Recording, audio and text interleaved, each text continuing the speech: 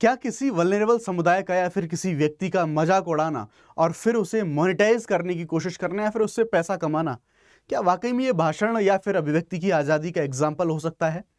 अभी recently supreme court ने clear कर दिया है कि जो भी सोशल मीडिया इन्फ्लुएंसर्स हैं, जो भी स्टैंड अप कॉमेडियंस हैं, या तो माफ़ी मांगो, वो भी अपने सोशल मीडिया पर या फिर अपने जो यूट्यूब चैनल्स हैं उन पर, या फिर सज़ा भुगतने के लिए तैयार रहो। क्या है पूरा मामला, उसके बारे में बात करने वाले हैं। नमस्कार, मेरा नाम है Shubham Sisodia. Let's crack UPSC CSE Hindi पे आप सबका बहुत स्वागत है। आज मैं जिस टॉपिक को कवर करने वाला हूं, ये दरअसल सुप्रीम कोर्ट की एक टिप्पणी से, एक स्टेटमेंट से रिलेटेड है। क्या है पूरा मामला?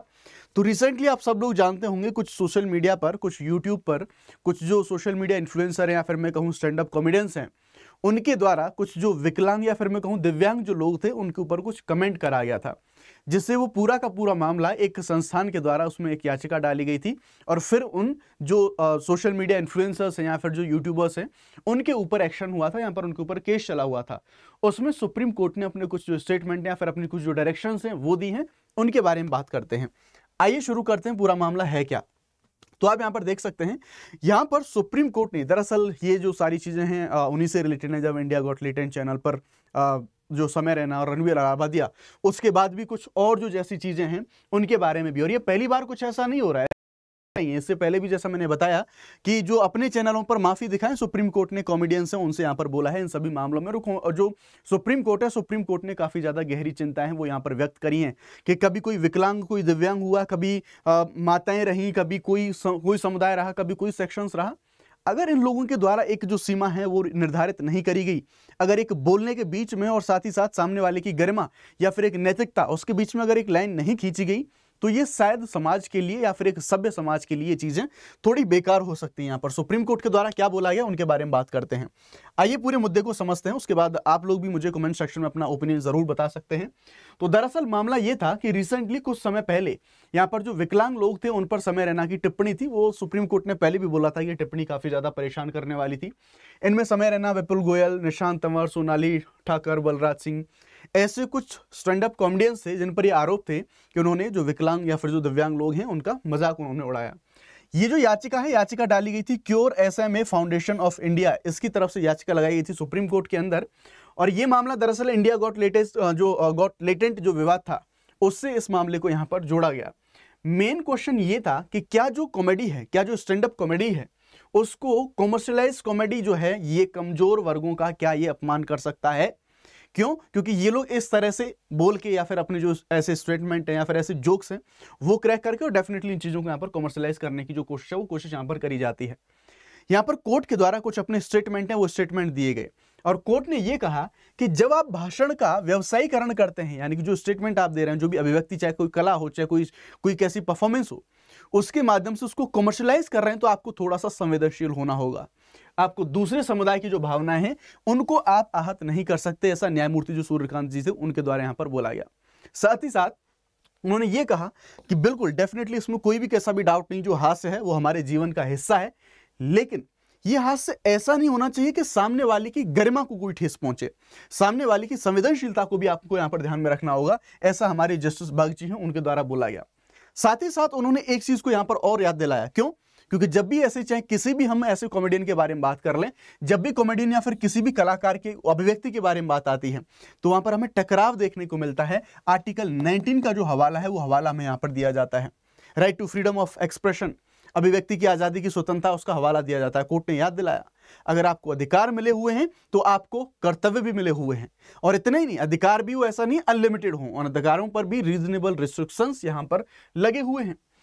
चेतावनी यहां पर दी गई कि आज विकलांगों को आप टारगेट कर रहे हैं, कल को महिलाएं, फिर बुजुर्ग, बच्चे।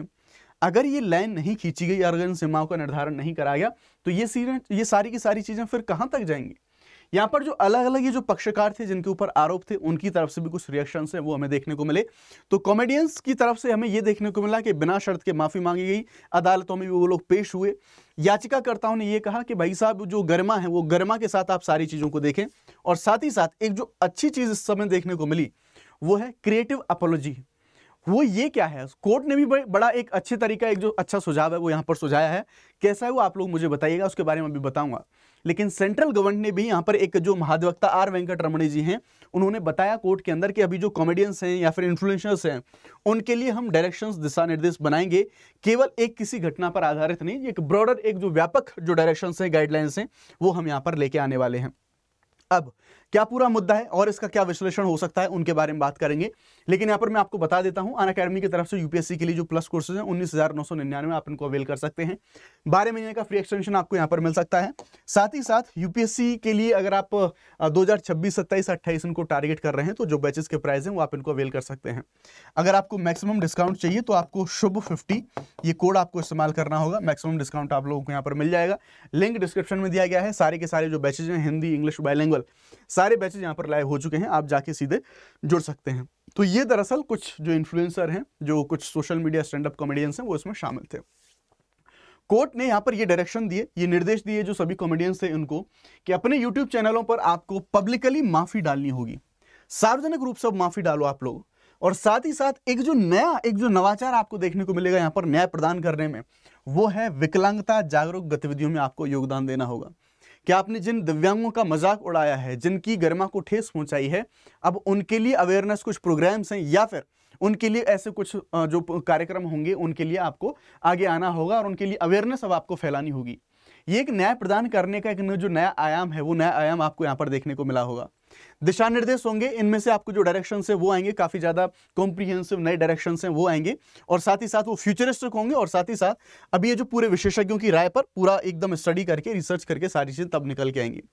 अब थोड़ा सा एक जो संवैधानिक परिप्रेक्ष्य है वो देख लेते हैं। जैसा मैंने बताया, जब भी हम किसी आर्ट का सहारा लेते हैं तो हम जानते हैं कि डेफिनेटली हम सबसे पहले लेके आते हैं आर्टिकल 19(1) जो अभिव्यक्ति और वाक इसकी स्वतंत्रता आपको प्रोवाइड करता है। लेकिन ध्यान रहे, आर्टिकल 19(2) में इन सब के ऊपर रीजनेबल जो रिस्ट्रिक्शंस हैं वो भी यहाँ पर लगाए गए हैं। तो आर्टिकल 19(2) यहाँ पर शालीनता और नैतिकता, इनके लिए इस आधार पर आपकी जो अभिव्यक्ति की आजादी है उस पर रीजनेबल रिस्ट्रिक्शंस लगाता है।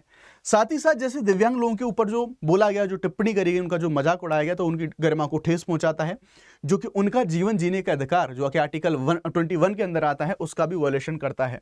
और इसके साथ साथ हमारे पास जो एक्ट है 2016 का, विकलांग व्यक्तियों के अधिकार अधिनियम, उसकी धारा 92 विकलांगों पर अपमानजनक या फिर उत्पीड़न ऐसी अगर कोई टिप्पणी करी जाती है तो वो दंडनीय बनाई गई है इस कानून के द्वारा।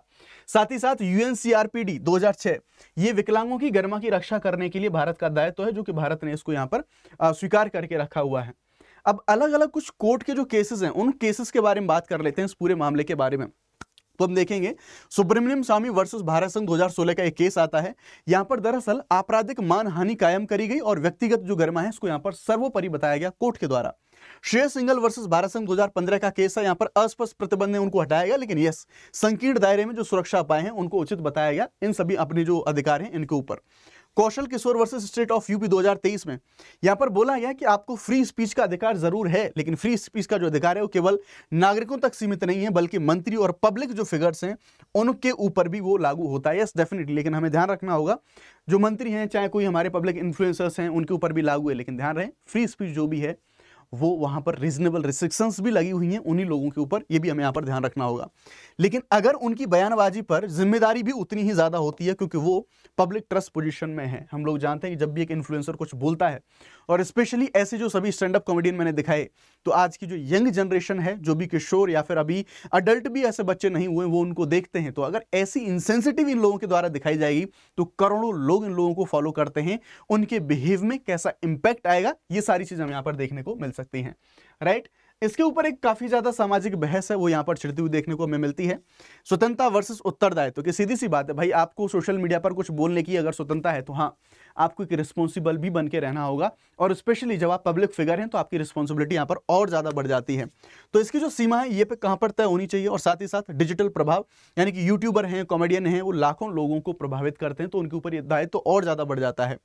अब व्यंग्य बनाम अपमान, ठीक है, आप जोक कर रहे हैं, लेकिन आपका जोक ऐसा नहीं होना चाहिए। कई बार ऐसे जोक भी आपने देखे होंगे, हम किसी समुदाय विशेष को हम टारगेट करते हैं, किसी जाति विशेष को हम टारगेट करते हैं, किसी इंडिविजुअल को, किसी दिव्यांग को हम टारगेट कर रहे होते हैं। तो ये भी एक जो विविधतापूर्ण भारत में ये एक बहुत महीन रेखा हमें रखनी होगी, क्योंकि हमारे यहाँ पर अलग अलग सेक्शंस हैं, वो हमें देखने को मिलते हैं। व्यवसायीकरण, कमाई के साथ जिम्मेदारी और ज्यादा बढ़ जाती है। तो भाई साहब, अगर आप इतने ज्यादा रेपुटेड हैं, इतने ज्यादा पब्लिक फिगर हैं, तो आपको इन चीजों का भी ध्यान रखना होगा। कंटेंट क्रिएटर्स के लिए भविष्य में अगर हम देखें तो अभी जो गवर्नमेंट है वो काफी ज्यादा बड़े गाइडलाइंस लेके आने वाली है। साथ ही साथ कॉमेडी और ओटीटी समूहों के द्वारा सेल्फ रेगुलेशन व्यवस्था है, वैसी चीज हमें देखने को मिलेंगी। कॉमेडियन अपनी लोकप्रियता का उपयोग विकलांगता जागरूकता में करें, ऐसा एक जो ये यहाँ पर जो चीज बोली गई कोर्ट के द्वारा जो फैसले में चीजें दी गई हैं कि अब आपको अवेयरनेस भी फैलानी होगी जो आपने काम किया है इसके बाद में, ये एक नई चीज आपको एक जो नवाचार है वो देखने को मिलेगा।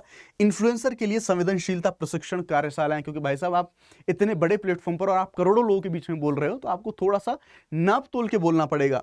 न्याय का नया मॉडल, माफी और रचनात्मक योगदान, जो अभी मैंने देखा कि आप माफी तो मांगेंगे यूट्यूब चैनल पर लाइव जाके, या फिर मैं कहूं आपने जो पब्लिकली अपने यूट्यूब चैनल पर आप माफी तो मांगेंगे, लेकिन यस जो अवेयरनेस प्रोग्राम है उनमें भी आप अपनी जो भागीदारी है वो भागीदारी यहां पर दिखाएंगे। तो यहां पर हम देखेंगे सुप्रीम कोर्ट ने संदेश दिया कि हाँ आप जो कर सकते हैं लेकिन अपमान नहीं करेंगे।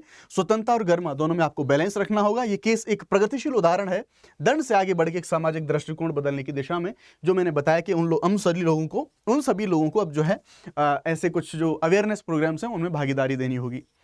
नाउ क्योंकि आर्टिकल 19 से रिलेटेड ये पूरा का पूरा मामला था तो एक क्वेश्चन का जवाब आप सभी लोग मुझे कमेंट सेक्शन में दें। संविधान के अनुच्छेद 19(2) में वाक और अभिव्यक्ति की स्वतंत्रता पर युक्त प्रतिबंध लगाए जा सकते हैं, निम्न में से कौन सा इसके कारण अंतर्गत नहीं आता, यानी कौन सा कारण इसके अंतर्गत नहीं आता। भारत की संप्रभुता और अखंडता, राज्य की सुरक्षा, सार्वजनिक व्यवस्था पब्लिक ऑर्डर यानी कि उच्च शिक्षा का अधिकार, और शालीनता और नैतिकता। आपको चुनना है इनमें से कौन सा विकल्प सही होगा और उस विकल्प को कमेंट सेक्शन के अंदर आपको यहाँ पर ड्रॉप करना है। अच्छा क्वेश्चन है, जरूर बताएं।